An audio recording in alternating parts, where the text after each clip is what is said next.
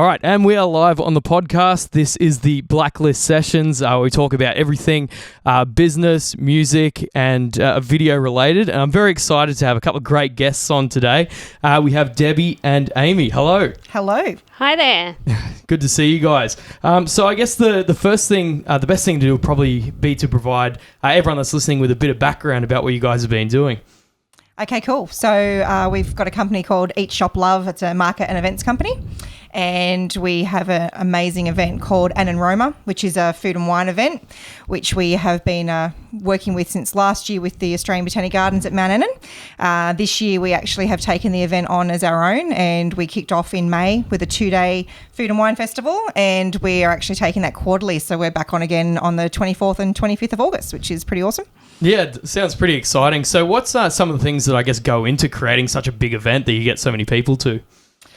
Oh, God, where do we start, Amy? We have to find amazing vendors, look at what people are asking for. We get a lot of feedback from our guys that come out and tell us what they want, which is really important. And then making sure that the public actually know that the thing's on would be our next big thing. So that's always hard, is finding the good people and then getting them out there to check it out. So how do you go about that, like letting people know that you have the event on, for starters? We do a lot of social media advertising. We go on local radios, let them know of events, but we've got a big following on social media and it gets the word out pretty well. Yep. So is social media, you'd say, the primary channel that you go through? Certainly. Definitely what brings the crowds. Awesome. Do you look at like radio or TV or anything like that, or is social media the way to go? Social's probably number one, definitely. We've got we kicked off in April this year with a local marketing program with C91.3, which has worked really well for us. It's talking to a different demographic, I think, than what we were attracting on social. And then local press. We do a little bit of work with the local press as well. So yeah, a bit of print media, but definitely I would say digital social is where it's at. Yeah, it definitely seems to be the way to go, I think. You know, I spend most of my advertising dollars on social. Yeah. Just the way with content and everything, you know, it's certainly the way to, I guess, get the most bang for your buck and most engagement from people. Yeah. I found especially. So what was it that got you into event management and starting this company? I took a redundancy from a corporate gig, and whilst I was on my you can't work for that competitor for a little while leave, I talked to a mate and just wanted to start a Christmas market. I am a Griswold. I love all things Christmas. And back at that point in time, there wasn't a great deal of markets around in the local area. So, yeah, I kicked off with just what should have been a one-off Christmas market that then turned into an ongoing market, which kind of then led into everything else that we now do. Yeah, that sounds pretty crazy. So, Amy, how did you get on board? I actually met Deb through events. So my husband DJ'd for her for one of her events about 4 or 5 years ago. And then I picked up some casual work working in events, and now I've become part of the office team creating the events as well. Awesome. Sounds pretty exciting. So what do you think it was that really drew you towards, I guess, going to events as opposed to like staying in a corporate job? Probably the largest thing was, my kids are adults now, but while they were kids, there wasn't a great deal on locally. It was, if you wanted to go and do something cool as a family activity on the weekend, you kind of got in the car and stuff was on at Homebush, or it was on at Parramatta, or it was on, Southern Highlands or in Sydney, but there wasn't a great deal in Macarthur, and, we're huge. Macarthur's ginormous, and it was like, what do you mean I can't just jump in the car? And I love markets, so I was always out checking out different markets, heading out. Besides Cobbitty, there wasn't really a great deal on. We used to have an awesome market that was run by the Lions Club back in the day out at Camden that I used to go to religiously, and those sort of things had stopped and nothing else had really started. And then also just activities and stuff that's cool for kids to take the whole family out to, that everyone can kind of take part in. So yeah, really just came from that, and we're adding new stuff that we do all the time, and that's kind of our theory, is that we don't really want people to have to leave the great area that we're in. We really focused on Macarthur and heading into the Illawarra and Southern Highlands is kind of our next 1 to 2 year plan, and for the same reason that we really just want to be people to be able to have fun and do stuff that doesn't cost a fortune close to home. Yeah, I think that's a really important point, is just having stuff that is close to home, because people are so lazy now. If they can go to something in the local area, then that's fantastic that is available. So I guess with all the expansion plans and all the expanding you guys have been doing, when did you realise that you need to scale up the team a little bit more from where you were initially? When I realised that there is only 24 hours in a day, and all 24 were pretty well full, and the 8th day of the week was also not appearing. So it just started with having people casually at the actual events and giving us a hand. We, alongside our events, we also run pop-up retail shops. So we had a team that were crossing over between the two, and they might do a couple of days in the shop, and then they might come out and help me run a market. And it was really quite ad hoc. And as both sides of that business or the business kind of formalised into being one side's purely retail now, one side's purely markets and events, and then just working out of that team who suits what best. Amy plays it down when she says she helps a little bit in admin. She's kind of our media marketing guru and keeps me sane. So just looking for that skill set that if I have it but don't have enough time to allocate to it, or there's stuff that other people do better for you, is just going and finding them and letting them come do it for you. So that's really, I guess, where we're at. And as we get bigger, we kind of look at, do we need more? What does that look like? And scale up based on that. Yeah, great.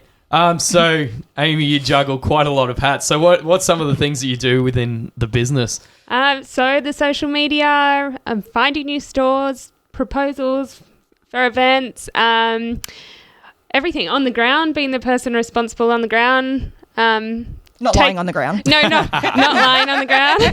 maybe just when Deb's not available, her next in charge type thing. Great. So, that sounds good. Yeah.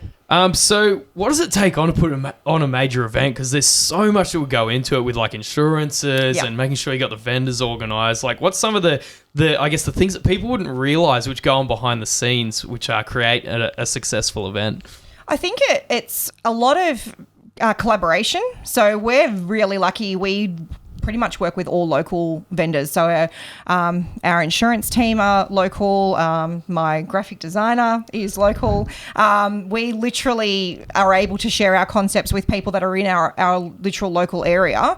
And we're working on stuff in some cases 12 months, 18 months out before it's even happening, which I guess the people walking around at the event on the day would have no concept of that. And that's good. I don't need them to know. We just want them to come out on the day. But it's, things like proposals on new ideas. We're very fortunate that we work largely with the Australian Botanic Gardens at Mount Annan. So we'll come up with what we think is probably not a too crazy idea and create a proposal on that, and then pitch it into the team, and then the team at the gardens then need to take that to people for sign off, and it all goes through those stages, and then we negotiate contracts and things like that. And then working in venues like that are amazing, there's also a lot of compliance. We need to make sure we're leaving the place that we're using in the exact same way that we found it, and that all of our vendors that are involved know that.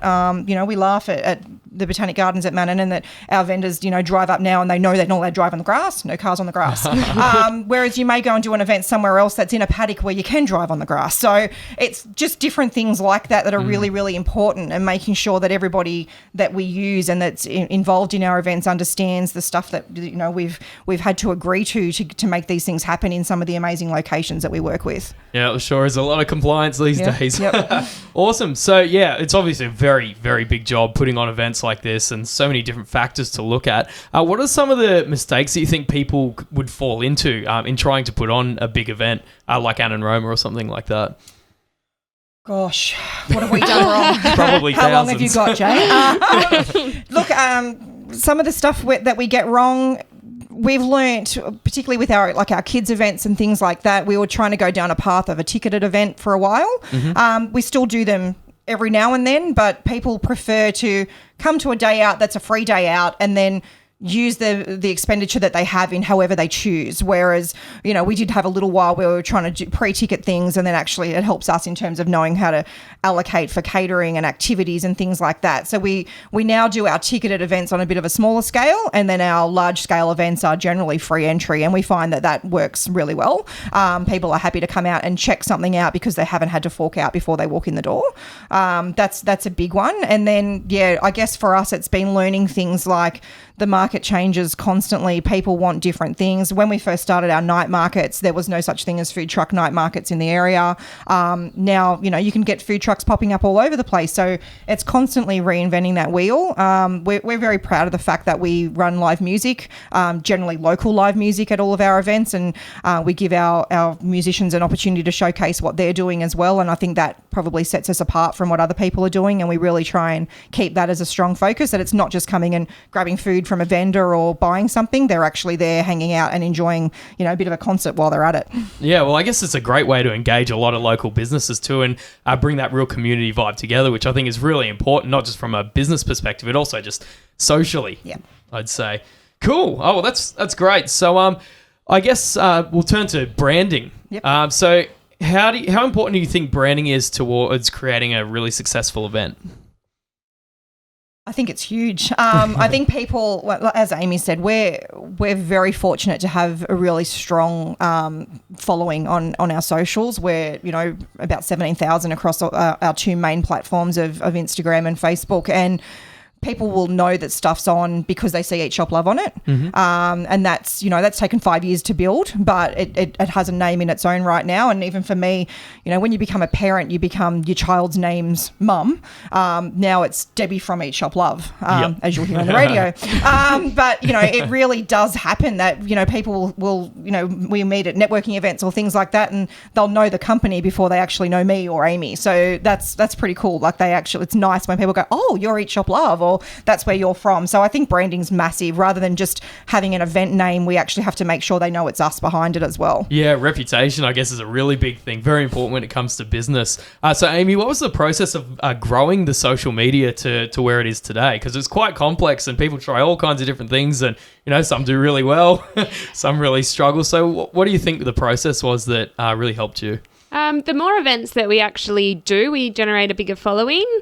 We let people know at the events that we are on Facebook. When we share our events, it goes we share the actual event to pages and build the interest. Mm-hmm. And then by sharing the vendors on there, that brings more people to our page, and just having regular updates. And great. So it's kind of like a real collaboration. Yeah. Okay. That sounds cool. So you said that you've got a lot of plans in the future to grow the business into new areas. So I guess one of the things that I really focus on with my business is making sure that there's multiple growth vectors, and there's different avenues, different revenue streams that are coming in all the time. So is that something that's quite important to you guys as a business? Yeah, 100%. So as I said, we've got retail and we've got pop-up retail, and we've got markets and events. We're also at the moment putting together some programs to actually support our small businesses that we work with. One of the really big things that we find, and even from starting the retail side of it, we started that because we had some really awesome market stalls who could never have got themselves into a shopping centre on their own, but they literally came on board with us as a group. And that's kind of how our pop-up stores originally initiated. What we're finding at the moment is, even when we're sharing, we do a lot of organic sharing, and we take pride in promoting all of our vendors at our events and actually showcasing them on our own socials. So it's giving them exposure they wouldn't normally have. But whilst doing that, we then discover that a lot of them don't have a social following. They don't have a page. They have no idea in some cases how to even set that up. So that's something that we're actually about to branch into, is being able to work with them and help them do that with some marketing support from us. And we can actually say, hey, we're not experts, but we can show you what we've done, and even just get them at that entry level point that if they then want to move forward with it, there's avenues that they can do. Yeah, well, I think that's a really good idea actually, because the way the world's going, unless you have like a Facebook or an Instagram or something like that, you basically don't exist. Yep. Absolutely. Unless you're like a business that's based on location, like a food shop or something, like in a local community. Like, it's going to be so hard to generate the business unless you have a Facebook, and you're always posting the content on there, and quality content as well, like on top of that. Absolutely. So, yeah, I guess that's a really good area to go into. Yeah. So I guess what's some advice you'd have for young entrepreneurs that were looking to start events and do different things like that? What would you suggest to them? Be resilient. Well, I have what I call go-get-a-job days. They're less frequent now than what they have been over the last 5 years. But, it definitely happens where sometimes you just, think, why on earth am I actually doing this? I'm going to go back and get a real job. And then I remind myself that it is a real job and it gives other people real jobs. And, we keep going because of that. But, yeah, sometimes it's really tough, but it's well worth hanging in there. And I think probably for me, if I was to say to someone else who's looking at doing something similar to what we do the research. A lot of people start doing things similar to what we're doing. If there's too many of us, then, it doesn't work. But if you can do things that are different, and that's kind of, I guess, where we're at now, is constantly trying to recreate what it is that we are doing so that there isn't someone else still doing the exact same thing.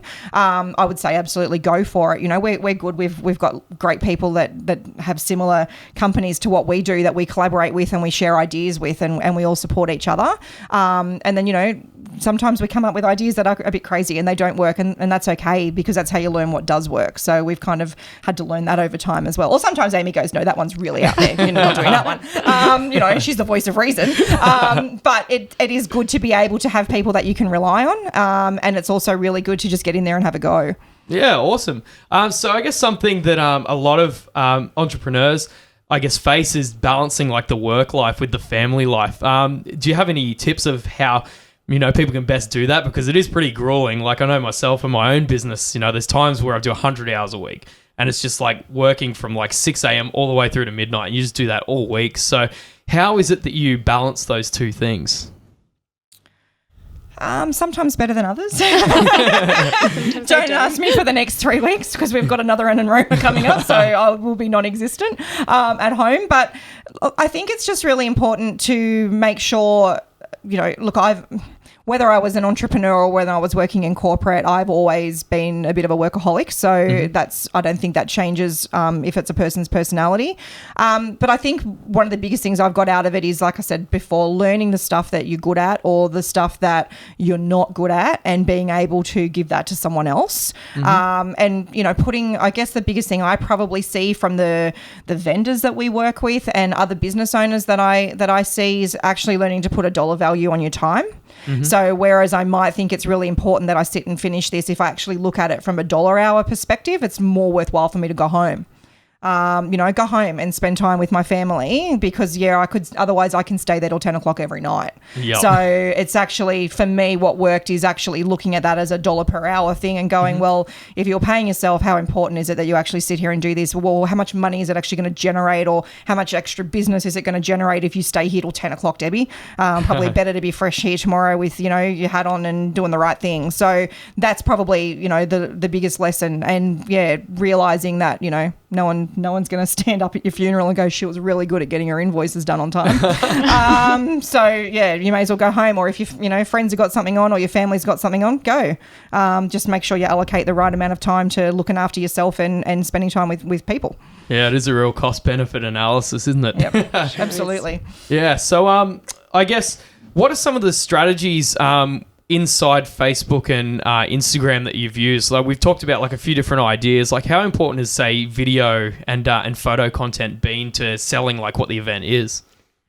We judge it by what the previous reactions are. So we do have success with videos. That seems to be the point right now, which is grabbing more people's attention. Just really good looking food for our food festival. So sometimes I'll get pictures from vendors and just think, there might be a few other ones, and then choose what I think is just visually appealing for someone to say, wow, I want to eat that. And then they end up, tagging all their mates to say, we've got to try this. And yeah, cool. Yeah, I find, especially myself, like videos just been the best. Photos are really good, but I think video is the one that really converts and gets the ROI for the business, which is the important thing, I guess. Cool. So let's talk a little bit about future plans, because you said that you're looking to expand down into Wollongong and the Illawarra. So what's going on there? We want to do the majority of our events across the Illawarra and the Southern Highlands. So we're always in talks with looking at what we can do. And for us, it's that whole location thing. We don't want to just go anywhere. We're a little bit selective about what that looks like and what will hold our events with the size of some of them. We're very excited that we've actually just collaborated with a company called The Colour Frenzy. So from September, we actually kick off a program with them where we will be nationwide. So they run an amazing 5K, or if you're like me and can't do 5K, you only want to do 1K, you can. So, you know, it's literally a walk or a crawl or a stroll where you end up beautiful and colourful, and we're actually collaborating with them and running family fun day events alongside their runs, and we kick off that in Wollongong in September, and then pretty much go to every state except Perth over the next 6 months in multiple locations. So that was really cool, and that literally just came from a collaboration conversation on one event, and we just really were aligned with that particular business and what they're doing and why they're doing it. And we just went, you know what, we're just going to come everywhere with you. So that's we're excited to be doing that and kicking that off from September. So that's kind of a large scale thing that's happening on one side, and then our regular events that we do, the monthly markets and food and wine festivals. We're kicking off wedding expos from September as well, and they're the sort of things that will become, I guess, signature Eat Shop Love events that we can then take to local areas. And then in terms of Amy coined the name for our family festivals on board with Colour Frenzy, and they're called Eat Shop Run. So that's great. Eat Shop Run kicks off from September as well. So there's definitely lots of exciting things happening. Yeah, that's fantastic. So that's, I guess, what you're talking about now, and I think one of the reasons that what you guys are doing is just going so well is because of that collaboration. It was just like a chance meeting that you said with this company, and you had similar views of what you wanted to do, and that collaboration is what kicked off such a big thing. That's something that I really want to try and stress to a lot of people in Australia, is that you can grow the pie through collaboration, because so many people I see that they have a real fixed mindset, and they're like, oh, well, there's only this much pie, can't make it any bigger. And I think that's one thing that in Australia, a lot of businesses could do really well, is to expand that. I mean, the Americans, whenever I've gone over there, they seem to have really gotten that, and there's a lot of collaboration. That's why so much great tech comes from there. So I'm hoping that in Australia, we can get a similar vision along that line, and we can get lots of companies like yourself collaborating with different companies, and that's where the real magic comes in. Absolutely. No, I would completely agree. Yeah, awesome. Well, it's been really good to chat to you guys. If someone wanted to learn more about Eat Shop Love or any of the events that you're doing, how would they best get in contact with you? Look, probably through our amazing website, created by, again, a wonderful collaboration. We have a great designer from Camden, Kravoska Design. If I can she's pretty good. Give her a plug. I believe highly recommended from Jay as well. So we've got a great website, which is eatshoplove.info or eatshoplove.com.au. You'll find us on either of those, and we've got your wonderful little contact us forms on there that you can find us, or again, obviously on Facebook, just under Eat Shop Love. Shoot us through a message. We're always open to having a chat and seeing how we can help anybody out. Yep. So get in contact, Eat Shop Love. I'm pretty sure if you Google Eat Shop Love, it'll come up. We're there. Great. Yep. So get on all the channels, Facebook, Instagram, and there's a lot of great events, a lot of great food. I know that there's so many great vendors. When I was down at Ann Roma, it's a fantastic event. So yeah, if you like food, which everyone likes food, and you like wine, nearly everyone likes wine, but there's beer as well. So that's good. So yeah, if you're into that sort of thing, then definitely head down to one of the events. These guys definitely run a great event. So thank you guys so much for coming on. It's been great to have a chat. Thanks heaps, Jay.